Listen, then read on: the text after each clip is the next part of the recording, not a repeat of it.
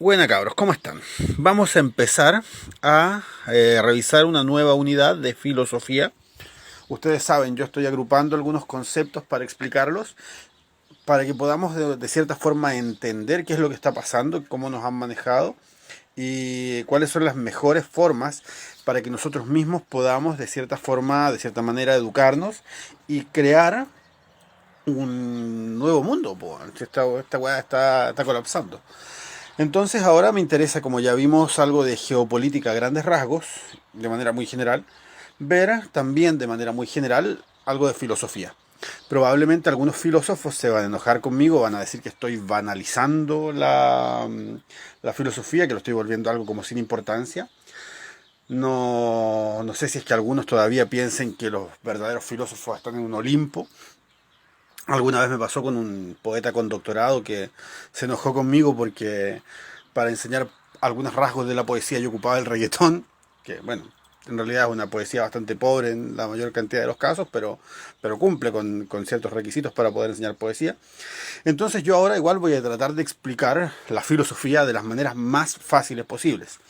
No podemos olvidarnos que se da en el liceo y no podemos olvidarnos que el gobierno quería quitar, quiso y lo logró quitar filosofía. Nosotros sabemos que el gobierno quiere tener una población lo más fácilmente manipulable, entonces quizás, con esta explicación que yo dé de la filosofía, ustedes entiendan por qué a quienes están en el poder no le conviene que la gente sepa de filosofía. Lo primero que vamos a hacer va a ser explicar entonces qué es y para qué sirve la filosofía. Primero, yo voy a partir diciendo que la filosofía, como definición, podemos encontrarla básicamente explicada como el amor al saber, el amor al conocimiento. Y para saber, lo primero que nosotros vamos a hacer es preguntar.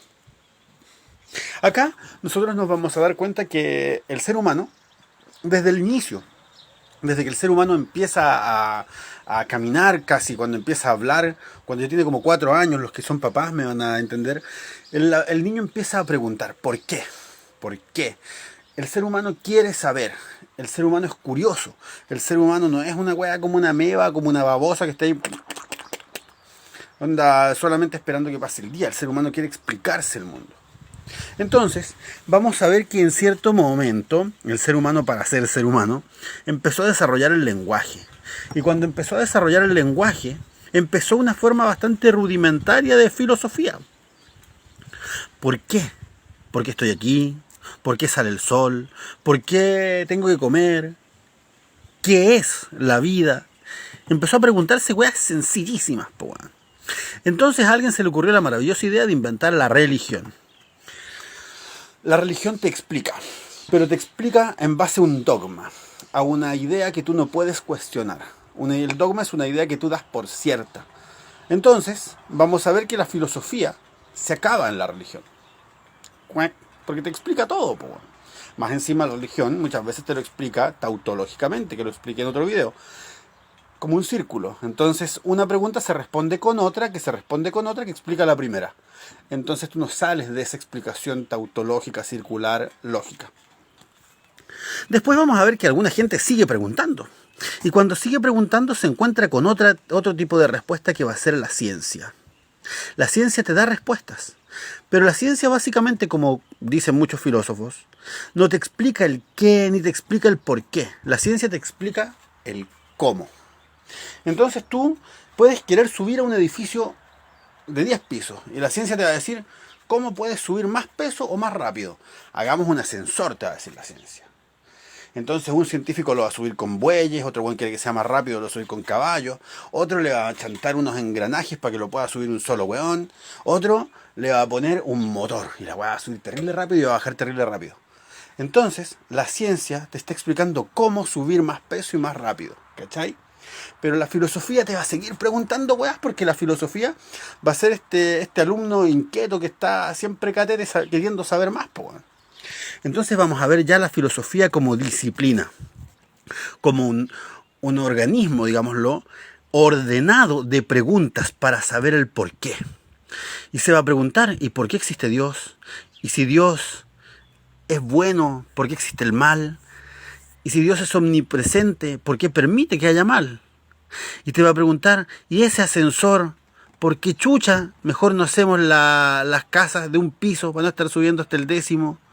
¿Por qué la gente quiere subir en ascensor y no sube trotando para bajar calorías? Y después se va a encerrar al gimnasio a hacer bicicleta estática, weón. Entonces el filósofo se va a empezar a preguntar más y más cosas. Así vamos a ver que la filosofía, como algunos filósofos dicen, no radica, lo importante no es la respuesta. Lo importante de la filosofía es las preguntas que tú puedes seguir haciendo cuando tienes una respuesta. La filosofía básicamente va a ser preguntarse cosas. Y acá nosotros vamos a ver que la filosofía es peligrosa. ¿Por qué? Porque todos filosofamos. Todos filosofamos. Entonces, vamos a ver que de repente está la dueña de casa pensando, ¿y por qué a mí no me llegó el bono de emergencia? ¿Por qué? Entonces se va a empezar a dar cuenta que puede haber corrupción, se puede empezar a dar cuenta que las plata las están ocupando para salvar a las empresas, se puede empezar a dar cuenta de muchas cosas que estén mal. La ciencia te va a explicar dónde se perdió la plata. Te va a explicar con datos, con estadísticas, por qué la plata no te llegó. La filosofía se va a preocupar de ir más allá. Quizás les convenga que los pobres suframos, quizás les convenga que la gente esté más enojada, quizás no están ni ahí. Entonces, vamos a ver que todos estamos filosofando. El trabajador cuando dice, ¿por qué mis hijos no pueden estudiar en la universidad? ¿Por qué no puedo descansar y tener vacaciones? ¿Por qué? ¿Por qué? El joven, el cabro del liceo, cuando empieza a preguntarse, ¿por qué los ricos tienen derecho a pasarla tan bien si son igual de hueones que nosotros? Ahí nosotros vemos que uno está filosofando.